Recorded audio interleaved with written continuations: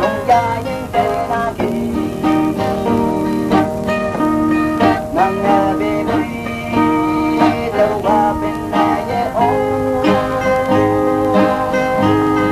ya mấy như nắng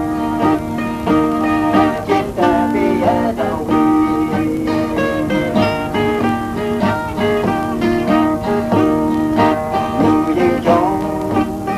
Hãy subscribe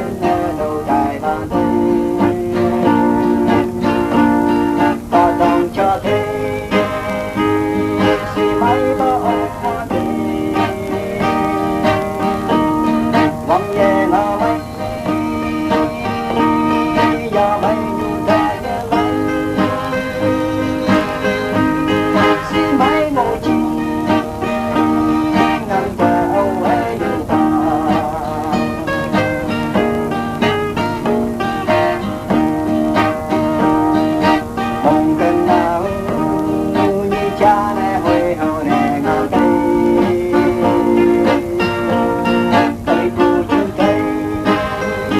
để không bỏ lỡ